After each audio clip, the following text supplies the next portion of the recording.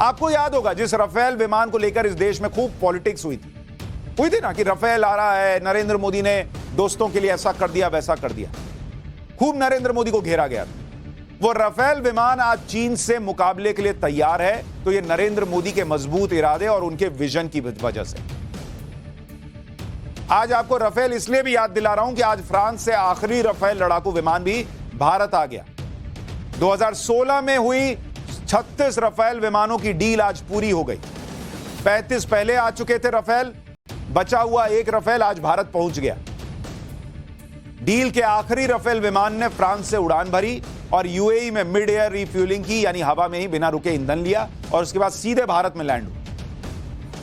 2016 में भारत ने फ्रांस के साथ राफेल में डील की, और वो भी इसलिए हो पाई क्योंकि नरेंद्र मोदी ने अपने ऊपर जिम्मा लिया कि करो भैया, वरना आज जो आप 2022 में देख रहे हैं, जब चीन जो है वो तमाशा शुरू कर रहा है और वो कर नहीं पा रहा क्योंकि हमारे सैनिक मजबूत हैं और हमारा डिफेंस सिस्टम मजबूत है, राफेल हमारे पास है। वो 6 साल पहले नरेंद्र मोदी ने महसूस किया था कि ये कागज के काम में फंसे रह जाओगे जैसे मनमोहन सरकार में फंसे हुए थे। ये राफेल नहीं आता ना, ये नहीं आता तो हमारी हालत आज क्या होती सोचिए। आज सोचिए कि उस आदमी ने अपने ऊपर कितना एक तरह से बोझ लिया, क्योंकि उनको पता था ये होगा, ये तमाशा इस देश के अंदर होगा। लेकिन आज जो हम खड़े ना जिस हालत में, हमारी सेना जिस मजबूती से खड़ी है, उसके पीछे राफेल विमानों का योगदान है। राफेल विमानों की डिलीवरी पिछले साल जुलाई में शुरू हुई थी, जब अंबाला में 5 राफेल विमान लैंड हुए थे। उसके बाद से 35 राफेल विमान भारत आ चुके थे। आखिरी वाले राफेल के आने में इसलिए देरी लगी क्योंकि इस विमान का इस्तेमाल डेवलपमेंट के लिए किया जा रहा था।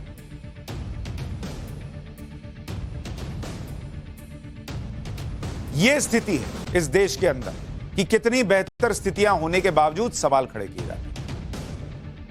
अब यह सुनिए कि ये राफेल कहां कहां तैनात किए गए, तब आपको समझ में आएगा कि ये राफेल आज की डेट में कितने इंपॉर्टेंट हैं, और नरेंद्र मोदी ने ना खरीदा होता तो देश की क्या हालत है। राफेल के 18 के 2 स्क्वाड्रन बना दिए गए। पश्चिम बंगाल के हाशीमारा एयरबेस पर 18 राफेल का स्क्वाड्रन तैनात है। अब आप कहेंगे वहीं क्यों? हाशीमारा जहां पर ये 18 राफेल तैनात हैं, वहां से तवांग की दूरी लगभग 673 किलोमीटर, मात्र 673 किलोमीटर दूर तवांग है, इसलिए वहां स्ट्रैटेजिकली इनको तैनात किया गया। हरियाणा के अंबाला में 17 स्क्वाड्रन गोल्डन एरोज में 18 राफेल तैनात है। अंबाला से पाकिस्तान बॉर्डर 284 किलोमीटर दूर है, तो एक तरफ चीन को टाइट किए हैं राफेल से, दूसरी तरफ पाकिस्तान को टाइट किए हुए हैं। यानी पूर्वी सेक्टर में पश्चिम बंगाल के हाशीमारा एयरबेस पर राफेल तैनात, चीन के लिए और पाकिस्तान से निपटने के लिए अंबाला वाला राफेल काम आ रहा है।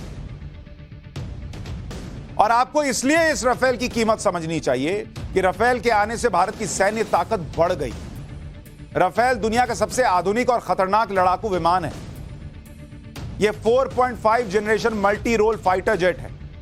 किसी भी मौसम में किसी भी मिशन पर भेजा जा सकता है। यानी अगर अभी ठंड पड़ रही है और उधर से चीन अपना तमाशा करेगा, तो उसमें राफेल जाएगा उड़कर और ठोके आएगा। 1 मिनट में 60,000 फीट की ऊंचाई पर पहुंच जाता है, 1 मिनट में। अच्छा, इतना भी नहीं है कि चीन में घुसने की जरूरत है, जितनी दूर तवांग है उसके पार ये यहीं से उड़ के उधर मार सकता है। मैक्सिमम स्पीड 2200 किलोमीटर पर घंटा है, तो तवांग को पार करने में तो इसको 15 मिनट का टाइम लगेगा।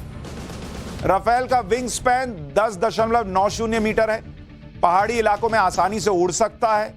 राफेल की विजिबिलिटी 360 डिग्री है, तो हर तरफ देख लेता है, यानी किसी भी दिशा में हमला कर सकता है। राफेल का कॉम्बैट रेडियस 3800 किलोमीटर, यानी 3800 किलोमीटर तक हमला करके वापस लौट सकता है। 1 मिनट में 2500 राउंड तो फायरिंग कर देता है भाई। 30 mm के तोप के गोले दाग सकता है। हैमर मिसाइल इसमें लगी हुई है, मीटियोर मिसाइल लगी हुई है, रेंज 150 किलोमीटर है। स्काल्प मिसाइल भी है जिसकी रेंज 300 किलोमीटर है। राफेल में माइका मिसाइल भी लगी है, हवा से जमीन पर मिसाइल अटैक कर सकता है। 25,000 किलो का वजन लेकर उड़ सकता है। अब आप सोचिए कि यह राफेल विमान आज की तारीख में नहीं होता, क्योंकि यहां लोगों को लफाजी करने में, जुबानी खर्च करने में समय तो लगता नहीं। चोरी हुई है, दोस्त को फायदा पहुंचाया, बॉस देश का फायदा था इस राफेल। सोचिए यही राफेल विमान जब पीएम मोदी भारत के लिए खरीदने की डील करके आए तो यहां क्या क्या नहीं हुआ। जो पार्टियां आज तवांग पर राजनीति कर रहे हैं वो तब भी वही कर रहे थे। 2019 में राहुल गांधी ने राफेल डील पर पीएम मोदी के लिए कहा था कि चौकीदार चोर है, चुनावी मुद्दा बनाया, बाद में खुद भी हारे और बाद में राहुल ने माफी भी मांगी कोर्ट में। 2018 में राहुल गांधी ने कहा था कि राफेल डील से सेना को 30,000 करोड़ रुपए का नुकसान हुआ था। हालांकि अलग अलग रैली में अलग अलग नुकसान का डेटा बताते थे। 2018 में आम आदमी पार्टी ने आरोप लगाया कि 526 करोड़ का राफेल 1670 करोड़ का कैसे हो गया। कोर्ट में लिख कर देना पड़ा कि भैया क्या क्या लगवाएं जिससे इतनी कीमत बढ़ी। 2019 में राफेल की पूजा करने को कांग्रेस ने नौटंकी बता दिया। यह आरोप लगाया गया कि मोदी सरकार ने हिंदुस्तान एरोनॉटिक्स लिमिटेड यानी HAL के बदले अनिल अंबानी की कंपनी को डील दिलवाई, टैक्स में छूट दे दी। 2019 में ममता बनर्जी ने पीएम मोदी को भ्रष्टाचार का गुरु बताया और कहा कि राफेल सौदा एक बड़ा घोटाला है। आज तक यह घोटाला कोई साबित नहीं कर पाया। सुप्रीम कोर्ट से क्लीन चिट मिली है। 2021 में कांग्रेस ने राफेल डील को देश का सबसे बड़ा रक्षा घोटाला कहा था। आज जैसे ये लोग घोटाला बता रहे थे, वो घोटाला तो मिला नहीं, लेकिन वही राफेल जो है ना वो चीन का पैकअप कर रहा है। जो लोग चीन के मामले में प्रधानमंत्री नरेंद्र मोदी के खिलाफ मौका बना रहे थे, उन्हें यह भी ध्यान रखना चाहिए कि जिस तरह से भारत ने बॉर्डर पर 2.5 साल से चीन के सामने डटकर खड़ा रहने का काम किया, उससे पूरी दुनिया में चीन की दादागिरी का सामना करने वाले देशों को संदेश गया कि कोई एक देश ऐसा भी है जो चीन की दादागिरी से लड़ सकता है और चीन के खिलाफ मजबूत इरादों के साथ आज भी डटा हुआ है। भारत पूरी दुनिया के लिए मिसाल है और चीन के खिलाफ भारत की पूरी तैयारी भी है कि चीन की हर हरकत का मुंहतोड़ जवाब दिया जाएगा। आज आपको LAC पर चीन का बोरिया बिस्तर बांधने वाले सैनिकों की एक्सक्लूसिव तैयारी भी दिखाना चाहता हूं, क्योंकि इस देश में ऐसी सरकारें भी रही हैं जो अपनी सेना को बुलेट प्रूफ जैकेट तक नहीं दे पा रही। आज का जमाना अलग है। तवांग के बूम ला में भारतीय सेना की क्विक रिएक्शन टीम लगातार अभ्यास करती रहती है। तस्वीरें देखिए, हाई एल्टीट्यूड है, सांस लेने में दिक्कत हो जाएगी यहां कई लोगों को, एक्सट्रीम कंडीशन है, लेकिन सेना के जवानों का जोश हाई है क्योंकि उनको इधर से बैकअप मिला हुआ है। बूम ला में चीन बॉर्डर से कुछ ही दूरी पर सेना अटैकिंग मोड में ट्रेनिंग करती है, यानी अगर चीन ने कोई भी हरकत की तो फौरन उसका जवाब देने के लिए तैयार है भारतीय सेना। देख रहे हैं किस तरह से तैयारी चल रही है इतनी भयंकर ठंड में। जवानों की यह ट्रेनिंग इसलिए दी जाती है कि अगर युद्ध की नौबत आए तो सभी रेजिमेंट एक साथ मिलकर कोऑर्डिनेटेड तरीके से दुश्मन को भारतीय सीमा से बाहर कर सके। जिस बूम ला में ये जवान तैनात है वो 17,000 फीट की ऊंचाई पर, जहां ऑक्सीजन कम होता है, -20 डिग्री तक तापमान चला जाता है। इस तरह की ट्रेनिंग से ही जवान पूरी तरह से फिट और तैयार रहते हैं।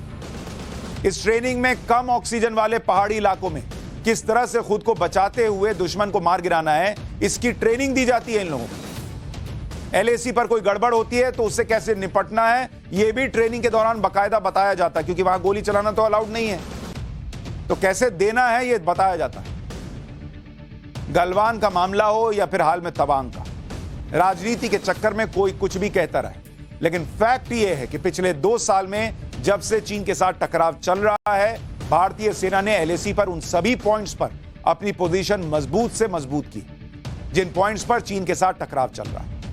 तवांग के जिस इलाके में भारत और चीन के सैनिकों के बीच टकराव हुआ वो ऐसा ही पॉइंट है जहां भारत का दबदबा है और चीन इस कोशिश में लगा रहता है कि कैसे वो भारत के दबदबे को कम कर सके, लेकिन भारतीय सेना अपनी चौकसी और अपनी तैयारी से ऐसा होने नहीं देती। बूमला में भारतीय फौज ने अपनी मूवमेंट बढ़ा दी है। जो भी अहम पोस्ट है वहां पर भारतीय जाबाज अपनी पकड़ और मजबूत कर चुके हैं। वहां से एक छोटी सी रिपोर्ट आपको दिखाता हूं, देखिए जरा। यहाँ पर ये जो रास्ता है जो बुमला की तरफ जा रहा है, ये सीधे भारत और चीन की सीमा पर है और बुमला वो इलाका है जहां पर भारत और चीन के साथ में कई बार बैठकें भी होती हैं और वहां पर मीटिंग पॉइंट्स बने हुए हैं जहां पर भारत और चीन के बीच में वार्ता होती है। और इस वक्त इस पूरे तवांग सेक्टर में काफी गंभीरता से इस पर विचार किया जा रहा है कि कैसे भारतीय सेना अपनी मुस्तैदी को और ज्यादा बढ़ाए। और साथ ही आप देखिए मौसम की कंडीशंस में आपको दिखाना चाहूंगी, हमारे वीजे पंकज गुप्ता अगर दिखा सकें किस तरह से बर्फ यहां पर पड़ी हुई है। है। ये देखिए, इस कॉन्वॉय के पीछे आप देखिए यहाँ पर बर्फ पड़ी हुई है। ये जो बर्फ है ये दिखा रही है कि एक्सट्रीम वेदर कंडीशंस हैं इस वक्त यहाँ पर, और 17,000 फीट की ऊंचाई पर आगे जहां पर हमारे जो सैनिक हैं अपनी अपनी पोस्ट पर, अपनी पोजीशंस पर तैनात हैं, और यहीं पर कई ऐसे फ्रिक्शन पॉइंट्स हैं जहां पर अपनी पोजीशनिंग स्ट्रांग रखी हुई है भारतीय सेना ने, और भारतीय सेना डटी हुई है चीनी सैनिकों को मुंह तोड़ जवाब देने के लिए। आप देखिए किस तरह से ये जो गाड़ियों का कॉन्वॉय है यहाँ पर डिप्लॉयड है, और ये बताता है कि कितनी हलचल यहाँ पर इस वक्त तेज है। सेना हाई अलर्ट पर है इस पूरे अरुणाचल सेक्टर में। अब आप सोचिए 17,000 फीट पर इतनी ठंड में ये सैनिक तैयारी किए बैठे, और यहां संसद में, संसद के बाहर जो नेता हैं टेलीविजन डिबेट्स में आए, इधर उधर जाएं, अरे इनको तो वो हमला नहीं करने दिया जा रहा, इनको तो रोका जा रहा है, अरे सरकार चीन से डर गई है। अरे भैया, वो इतनी ठंड में तैयारी किए बैठे हैं, आप कह रहे हो सरकार डर गई, देश डर गया। हवा में जिस बुमला में ट्रेनिंग की तस्वीरें आपको मैंने दिखाई, उसके सामरिक महत्व के बारे में भी समझिए। बुमला की ऊंचाई समुद्र तल से 15,000 फीट से ज्यादा है। तवांग से इसकी दूरी करीब 37 किलोमीटर है, एकदम बिल्कुल तवांग के पास है, और वहां यह तैयारी चल रही है, और यहां लोग बोल रहे हैं अरे चीन से डर गए।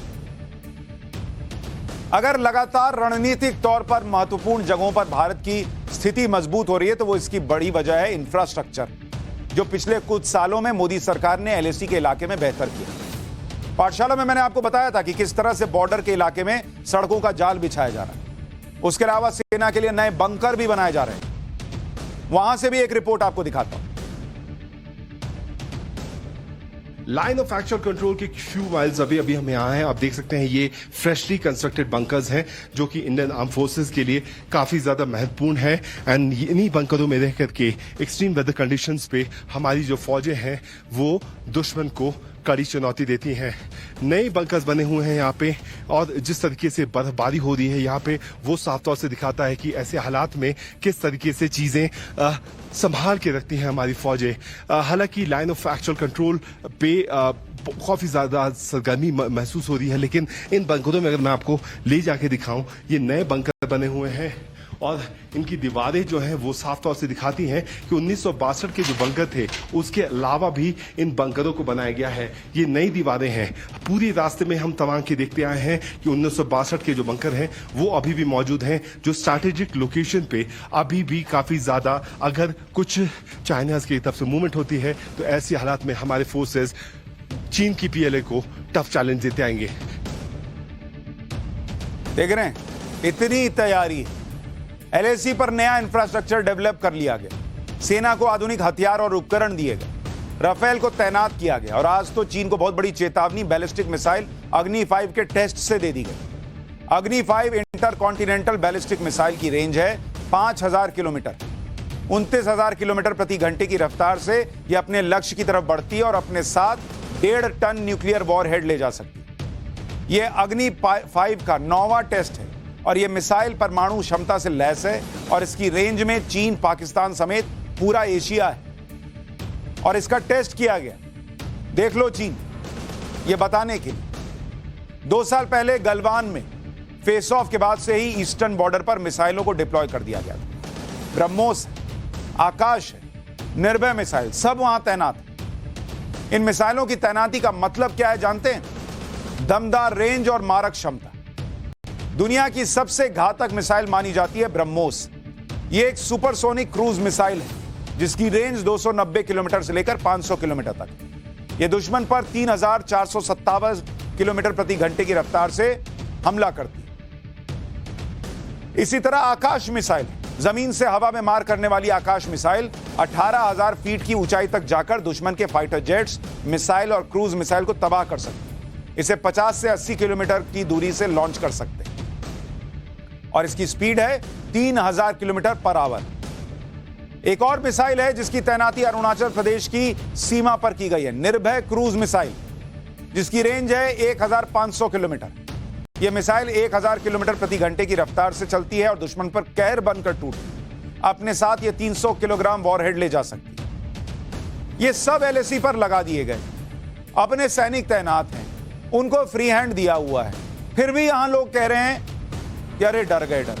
कभी तो देश के मामले में बोलिएगा कि हाँ भाई हम देश के साथ खड़े हैं। आप जब बोलते हैं देश डर गया, सरकार, आप सरकार को नहीं ना टारगेट कर रहे हैं। वहां जो इतनी मेहनत से ठंड में बताइए 17,000 फीट पे खड़ा है, उसका मनोबल कैसे टूटता होगा?